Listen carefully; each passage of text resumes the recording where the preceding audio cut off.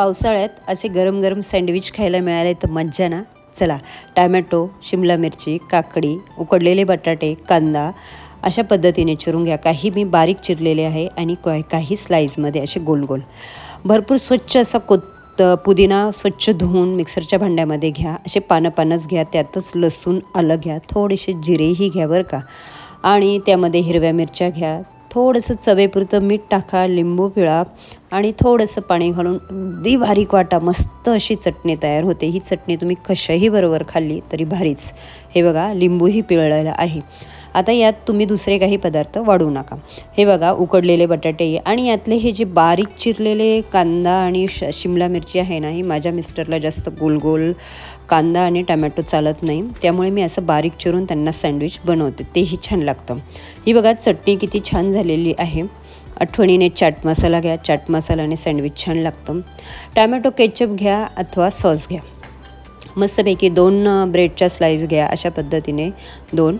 तुम्ही इथे गव्हाचे ब्रेड वापरले तरीही चालेल. अगोदर मस्त पुदिना चटणी भरपूर लावून घ्या.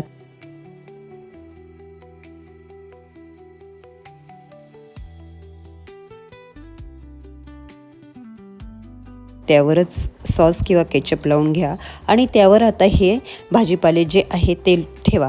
थोडासा अगोदर चाट मसालाही भुरभुरा.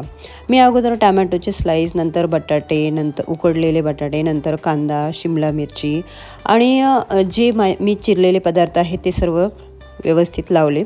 त्यावर थोडासा परत सॉस किंवा केचप टाका.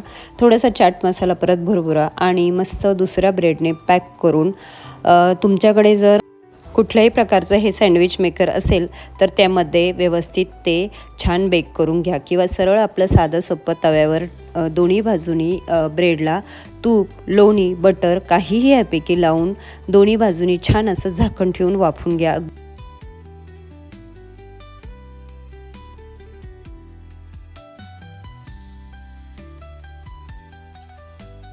अगदी मध्यम गॅसवर, अगदी खरपूस बरं का. इतके छान लागतात ना. त्यातला जो भाजीपाला आहे ना, तो पण अतिशय रुचकर लागतो, कारण त्यामध्ये आपण अतिशय टेस्टी अशी पुदिना चटणी वापरलेली आहे. काय मग, बनवाल ना नक्की. आणि बनवल्यावर कसे झाले तेही सांगा. पण ह्याच पद्धतीने स्टेप बाय स्टेप बनवले तरच ते छान होईल. ही पुदिना चटणी, त्यातला तो चाट मसाला आणि सर्व काही व्यवस्थित स्टेप बाय स्टेप ठेवण्याची पद्धत नक्की तुमच्या घरातल्यांना आवडेल. आणि कोणालाही जर पाहुण्यांना खाऊ घातले तर ते आठवणीने तुम्हाला विचारतील की हे कसे बनवले. तर तुम्ही सांगा हं, माझं नाव, माझी ही रेसिपी शेअर करा. तेव्हा आपलं यूट्यूब चॅनल सबस्क्राईब करा. इंस्टाग्राम, फेसबुक पेज पण लाईक आणि फॉलो करा. अशा छोट्या छान मस्त अशा रेसिपी ब्रेकफास्टच्या असो, जेवणाच्या असो, सणावाराच्या असो, बघत जा. हे बघा, किती छान भाजलेलं आहे. हे मेकरमध्ये ह्या दोन्ही बाजूनी भाजलं जातं आणि अतिशय खरपूस होतं बरं का. चिरून तुम्ही परत त्यावर सॉस लावून खाऊ शकता किंवा तसंच खाल्लं तरी बास, मस्त. आणि एकदा खाल्लं ना ते नेहमी बनवून खावे वाटते. तर भाजीपालाही खाणं उत्तमच आहे. तेव्हा आठवड्यातून एकदा करायला काय हरकत आहे. तर आपलं इंस्टाग्रामवरही असे छोटे व्हिडिओ असतात, फेसबुकवर डिटेलमध्ये असतात, तर बघत जा.